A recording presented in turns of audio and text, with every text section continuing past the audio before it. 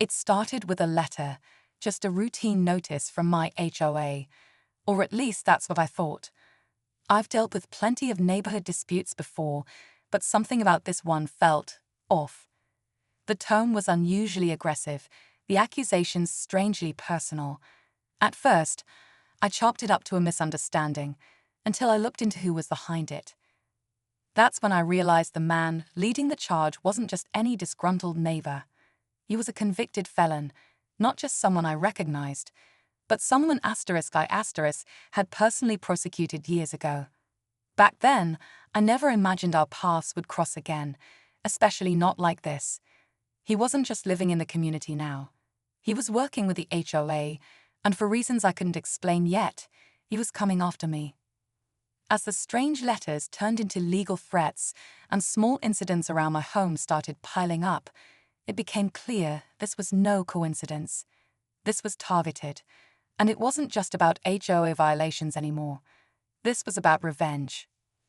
I've spent my career putting dangerous people behind bars. I thought I knew how to spot a threat, but now the lines were blurring between my past and present, justice and personal payback, and the person trying to ruin my life. I know exactly what he's capable of. I had known this man, Marcus, back when he was in and out of prison for years. His crimes weren't small: armed robbery, assault, and worst of all, drug trafficking. The kind of person who, when you get a conviction, you feel a weight lift off your shoulders. He was dangerous, manipulative, and relentless. The kind of person who didn't let anything slide. I'd seen that firsthand in court when I helped put him away for a long sentence. I thought that chapter of my life was over, but it seemed like Marcus had other plans. The HOA wasn't supposed to be anything more than a community oversight group, but suddenly it felt like they were working directly for him. The letters I received were just the beginning. They were followed by strange phone calls, vague threats, and even an unmarked van parked outside my house late at night. At first, I couldn't connect the dots. Why would someone go to such lengths to get under my skin, especially someone I had already defeated in court? I tried to brush it off, hoping I was just overreacting, but it kept escalating, and every time I thought I had it figured out, something else would happen. Another twist, another reminder that Marcus wasn't finished with me. Whoever sent him wasn't just trying to win a petty neighborhood battle. This felt personal, and it felt dangerous. As the days passed, the feeling of being watched grew more suffocating. I started questioning everyone around me. Was someone in the HOA helping Marcus, or was he pulling all the strings himself? I knew there were a few shady characters in the neighborhood, but nothing prepared me for the fact that someone might be working with him. The idea of betrayal stung more than I'd like to admit. I'd spent years earning trust in this community, but now that trust was shattered. I started reaching out to old colleagues, trying to gather any intel on Marcus' life after prison. What was he doing now? Who was he connected to? I couldn't shake the feeling that he was using the HOA as a cover for something much bigger. It wasn't just revenge anymore. This felt like part of a larger plan, something that was building up, piece by piece.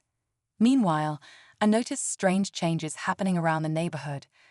A new security company took over, one I'd never heard of before. The guards began acting differently, more like hired goons than professionals. They were always around, but never seemed to do anything to help with the issues I was facing.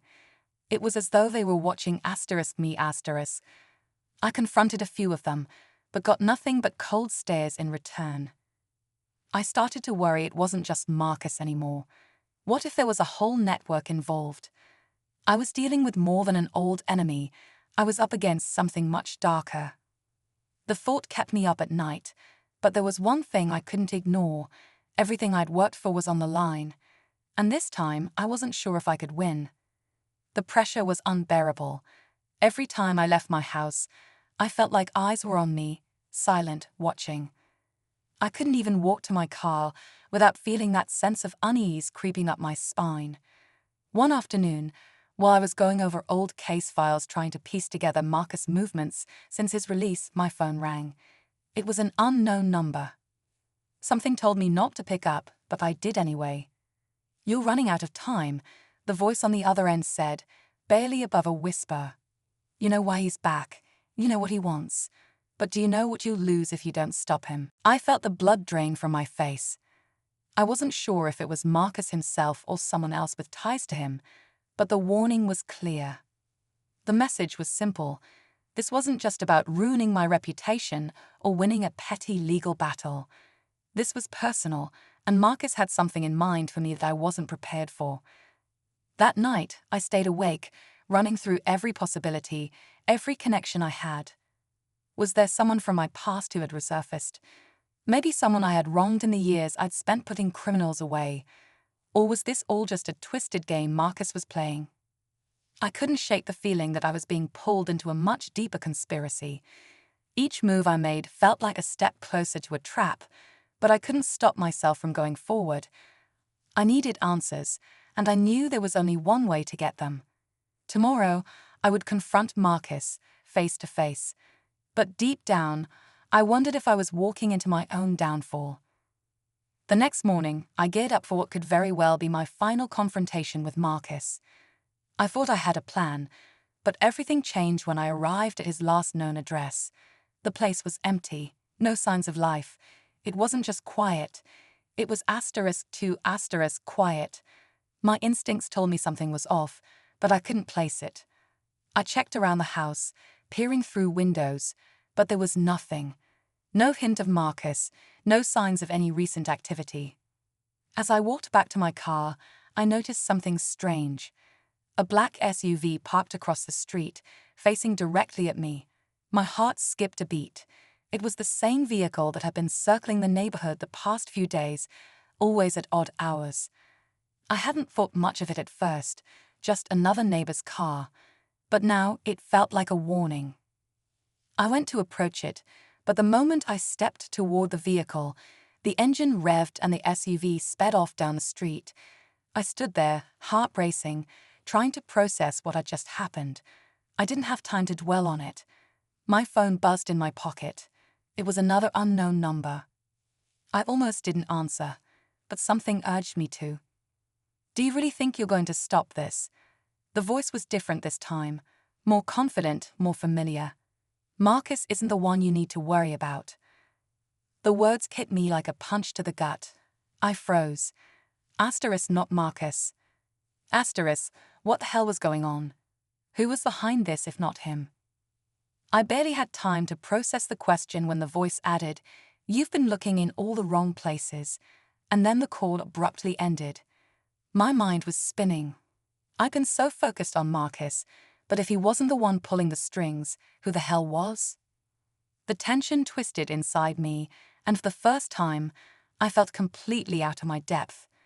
There was someone else, someone much more powerful, and they were playing a game I didn't understand. I spent the next few hours trying to make sense of the phone call. Whoever was behind this, they knew me, and they knew exactly how to mess with my head. I couldn't shake the feeling that everything had been a game from the start, a twisted chessboard where I was always one step behind. But now I needed answers, and the only place left to look was the HOA office itself. I made my way to the building, every step heavy with the weight of what I was about to uncover. As I walked inside, I was greeted by the same cold receptionists, the same sterile walls I'd come to associate with the people who had been part of this nightmare. But today, everything felt different. I could feel the eyes on me, watching, waiting. I walked past the front desk and headed down the hallway to the meeting rooms. That's when I saw him, Marcus, standing there, not behind bars, but at the head of a table, talking to the board members. I froze. How was this possible? He was supposed to be a pawn in someone else's game, not the mastermind. Before I could process it, the door behind me slammed shut. I spun around, my heart racing, to find a figure standing in the shadows. It was someone I least expected, someone I thought I knew better than anyone. It was my own colleague from the DA's office. "Did you really think I'd let you get away with everything?" she said, her voice steady, almost cold. It hit me like a ton of bricks. She was the one pulling the strings all along, not Marcus. She had been feeding him information, using him as a distraction while she quietly worked behind the scenes. She had always been the one behind the curtain, waiting for the right moment to strike. All those years of working side by side with her, I never saw it coming. You helped me put away criminals, she continued, but you missed one important thing. Asterisk me asterisk. I stood there stunned, trying to wrap my mind around the betrayal. The person I trusted, the one who had always been right there with me, was the very one who had been orchestrating this entire attack. And now she had all the power. But before I could confront her, the lights flickered, and suddenly the room was plunged into darkness. A sharp click echoed through the space, and I heard the sound of footsteps approaching. The air felt thick, suffocating. And then, as quickly as it all began, everything went silent. The darkness didn't last long.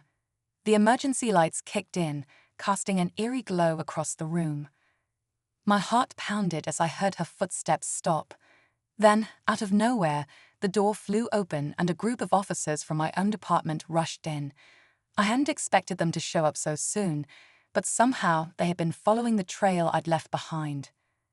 One of the officers, a young detective I'd mentored years ago, grabbed her arm, pulling her away from the table. Her face twisted in surprise, but she didn't struggle. "You're under arrest," he said. As everything unfolded, I realized how close I had come to losing everything. My career, my reputation, my safety. It all hung by a thread, manipulated by someone I had trusted completely. But in the end, justice had a way of catching up, even when you least expect it. Marcus, once a tool in her plan, was arrested and taken away. The HOA's corruption unraveled in the days that followed, revealing a network of lies, bribery, and manipulation. As I stood there, watching everything fall into place, I couldn't help but reflect on how easily trust could be broken.